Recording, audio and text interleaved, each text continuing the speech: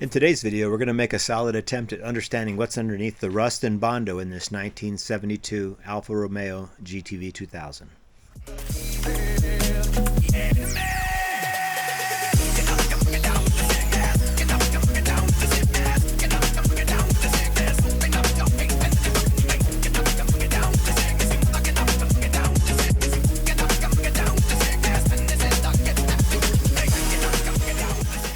And I've just gone ahead and taken a flap disc to this fender, and it looks okay.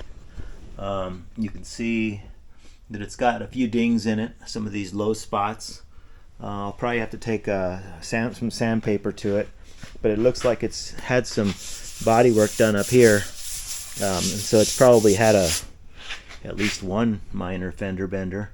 And then down here I've got Bondo, and so I'm probably going to go ahead and pull that off. I think I want to see what's under there. I'm pretty sure it's fine, but I don't really want to work on old Bondo.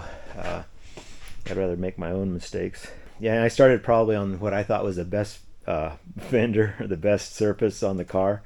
And so yeah, then we've got to come over here and figure out what's under this. I went ahead and took the Bondo off.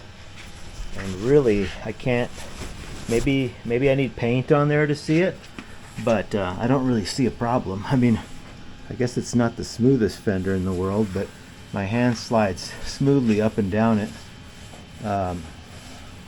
There was some damage right here where it looks like it was kind of beat in, and then right here, and I actually was hitting it back out with a body hammer, and I kind of made it a little bit higher right there, so I'll have to take care of that. But this fender looks fine. I think I'm gonna finish sanding it and then see what I've got.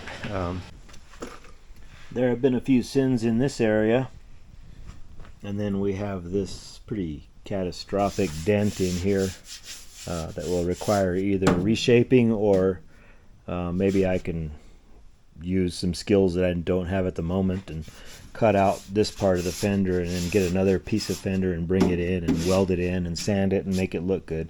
So that's kind of the options, but there are dents all over this. But the good news is there's more Bondo here that will need to come off, but other than that, there isn't that much Bondo on the rest of the car. I guess there's that. But so I'm not gonna be able to do it in here. I think it's made such a mess already, and it's covered everything in dust. And so what I think I'm gonna do is I'm gonna get this back on the trailer that I delivered it into here on, and then take it outside and spend a day just sanding. Now I'm using a flapper disc, and I'm using a 120 grit flapper disc, and I've already worn that one out. I think it's still probably got a little bit of life in it, but not much. And I think what I'll do is I've ordered a dozen of those, and so what I think I'll do is just take a day and just get as much of the paint off as I can, as much of the rust off as I can, and then just on the exterior, and then come back with this stuff, Milkstone remover and acid rinse. It's a cleaner for dairy and for removing calcium.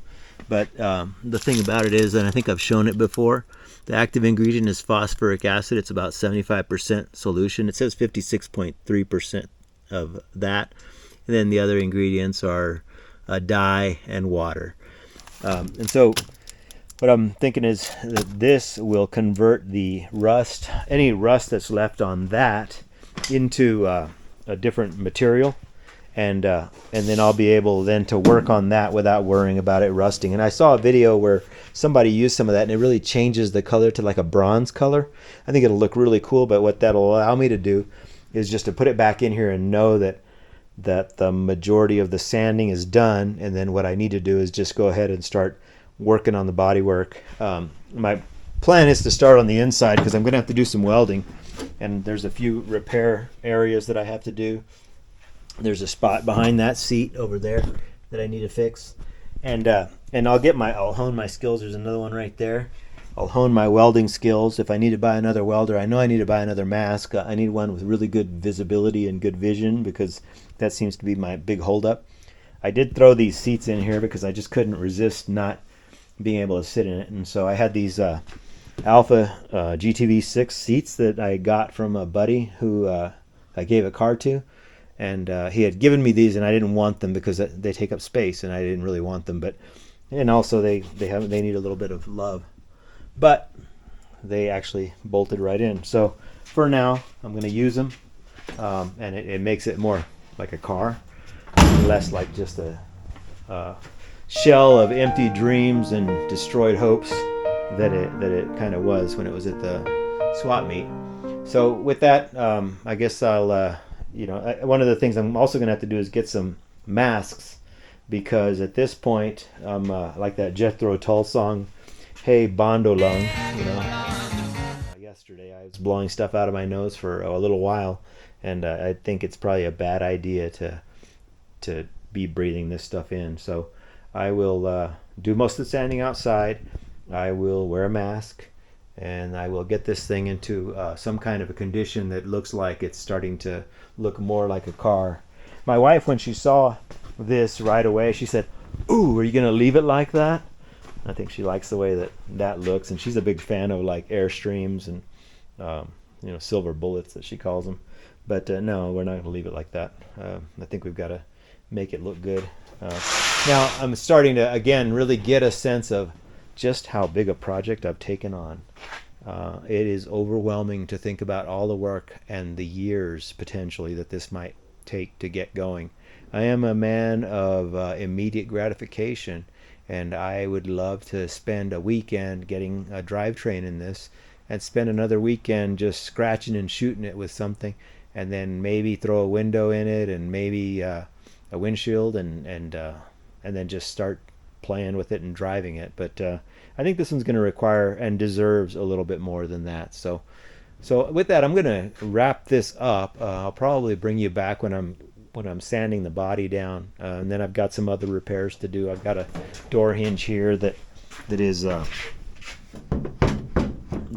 worn out and needs to be repaired. So I may do that as well. There's plenty of work here, that's for sure.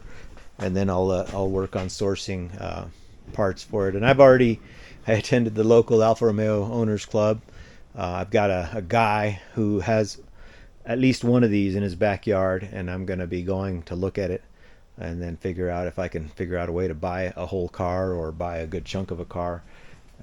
I'm resisting the urge to start picking up pieces and parts on eBay, because that's a slippery slope, and I'm not there yet. And so the longer you wait, and if you're patient, you'll be able to accumulate stuff that you need for it, and maybe accumulate larger chunks at one time versus trying to piece something together that's made up of thousands of parts.